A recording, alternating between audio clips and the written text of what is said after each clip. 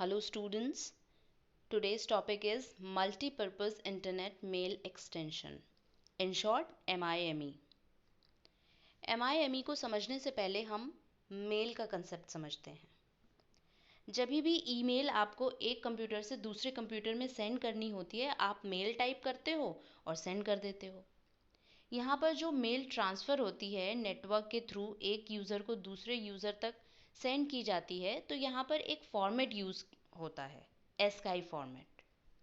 जो भी आप मैसेज टाइप करते हो, स्पेशली इंग्लिश टेक्स्ट होता है, उस मैसेज को, उस टेक्स्ट को कन्वर्ट किया जाता है एस्काई फॉर्मेट में। एस्काई फॉर्मेट में ही वो नेटवर्क के थ्रू सेंड किया जाता है और दूसरे सिस्टम तक पहुंच जाता है। यहाँ पर जो प्रोटोकॉल होती है that is simple mail transfer protocol, SMTP। SMTP के थ्रू आप मेल ट्रांसफ़र कर देते हो। लेकिन SMTP के कुछ लिमिटेशंस हैं।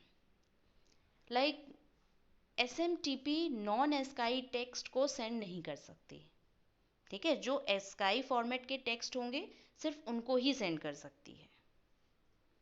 और दूसरा, it also can not send data like audio, video, binary data, इस तरह के डेटा को भी नहीं सेंड कर सकती।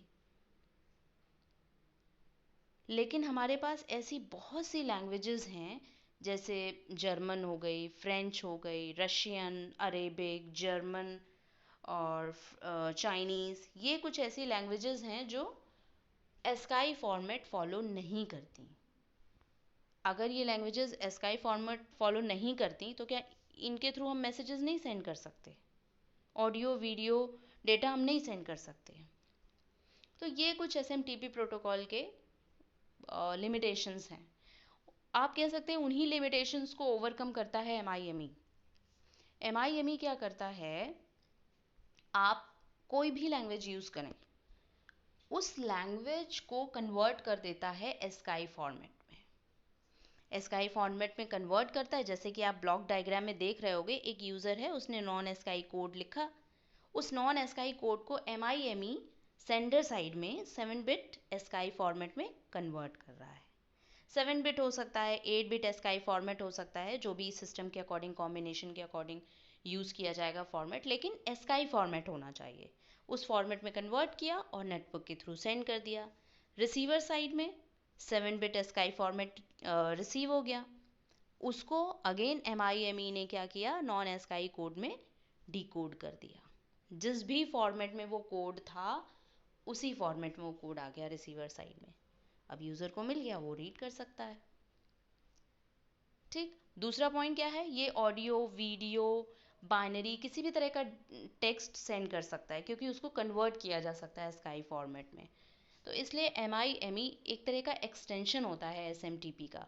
आप ये नहीं कहोगे कि SMTP को हटा के हम MIME यूज़ कर लें, नहीं, it is only the extension. और यू कैन से कि इसमें कुछ नए पैरामीटर्स को यूज़ कर लेंगे SMTP में, जिसके हेल्प से MIME वर्क करेगा।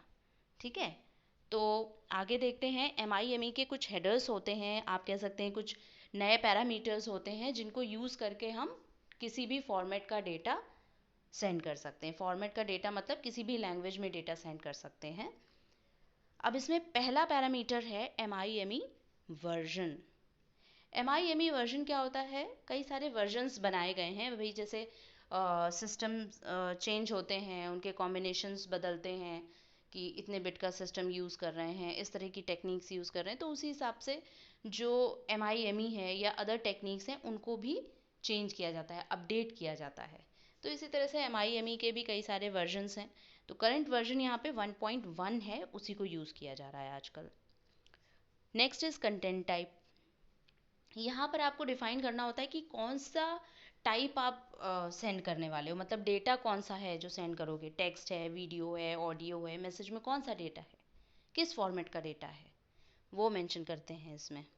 Third is content transfer encoding. इसमें क्या होता है, जो भी आपने इनकोडिंग के लिए मेथड यूज़ किया होता है वो डिफ़ाइन करते हैं यहाँ पे। इनकोडिंग मेथड क्या होता है भाई, अल्टीमेटली डेटा किस में ट्रांसफ़र होगा, 0 1 के कॉम्बिनेशन में होगा। तो जो मैसेज है उसको 0 1 में कन्वर्ट करने के लिए आप कौन सा मेथड यूज़ कर रहे हो, वो मेथड यहाँ पर मेंशन करना है। Next is content ID. जब भी आप कोई मैसेज ट्रांसफ़र करते हो, एक यूज़र से दूसरे यूज़र को सेंड किया जाता है डेटा, तो उसकी कुछ यूनिक आईडी होती है। फॉर एग्जांपल, जब भी आप कोई ट्रांजैक्शन करते हो, ठीक है, अपने अकाउंट से किसी अकाउंट में कुछ पैसा ट्रांसफ़र किया, तो जो भी ट्रांजैक्शन होता है उसके रेफरेंस में एक ट्रांजैक्शन आईडी क्रिएट होती है, और वो ट्रांजैक्शन आईडी यूनिक होती है। ठीक है, तो इसी तरह से जब भी हम मैसेज सेंड करते हैं उसके रेफरेंस में एक आईडी जनरेट होती है, वो यूनिक होनी चाहिए। Last is content description. इसमें जो भी आप मैसेज सेंड कर रहे हो उसका डिस्क्रिप्शन मेंशन किया जाता है। ठीक है, टाइप भी कई बार मेंशन किया जाता है इसमें कि किस टाइप का डेटा है, और साथ में उसका डिस्क्रिप्शन मेंशन किया जाता है। तो ये हो गए MIME के हेडर्स, जो कि हमें मैसेज के साथ या ईमेल के जो हेडर्स होते थे उसके साथ सेंड करना होता है। Next is SMIME। अब SMIME क्या होता है? एक्चुअली जो MIME है वो मेल तो मतलब सेंड करता ही है, साथ में वो सिक्योर भी होता है। ऐसा नहीं कि वो सिक्योरिटी प्रोवाइड नहीं करता, लेकिन जो हाईली सिक्योर प्रोटोकॉल है, टेक्निक है, that is secure multipurpose internet mail extension. एक तरह से MIME को हाईली सिक्योर बनाता है ये SMIME। ठीक है, तो इसमें कुछ अलग से कंटेंट्स हम यूज़ करते हैं जो कि सिक्योरिटी सर्विसेज प्रोवाइड करते हैं MIME को।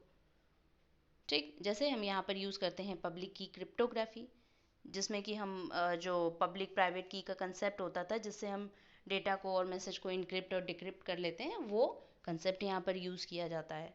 अच्छा, जो की मैनेजमेंट होता है कि कीज़ किस तरह से मेंटेन करेंगे, कौन सी की सेंड की जाएगी, कौन पब्लिक होगी कौन प्राइवेट, तो उस मैनेजमेंट के लिए यहाँ पर हम कॉम्बिनेशन यूज़ करते हैं X.509 सर्टिफिकेट, जो कि डिजिटल सिग्नेचर का कंसेप्ट होता है, एंड PGP। इनके कॉम्बिनेशन से हम कीज़ मेंटेन करते हैं, उसका मैनेजमेंट देखते हैं। Last is it provides confidentiality and integrity. Confidentiality का मतलब होता है कि जो भी दो यूज़र्स हैं आपस में कम्युनिकेट कर रहे हैं, मैसेजेस एक्सचेंज कर रहे हैं, तो वो मैसेजेस जो हैं उनके बीच की जो कम्युनिकेशन है, that communication should be confidential. कोई भी थर्ड पार्टी उस कम्युनिकेशन को एक्सेस ना कर पाए, जो डेटा है उनका वो रीड ना कर पाए, ये मेंटेन करवाती है SMIME। एंड इंटीग्रिटी प्रोवाइड करती है। इंटीग्रिटी का मतलब होता है जो डेटा, जिस तरह का डेटा हमने सेंड किया था, वही सेम डेटा रिसीवर साइड पे रिसीव हो, उसमें कोई अपडेशन ना किया गया हो, कोई चेंजेस ना किए गए हों, एज इट इज़ डेटा वहाँ पे रिसीव होना चाहिए। तो ये कुछ इसके पॉइंट्स थे SMIME के। तो that's all about MIME। Thank you.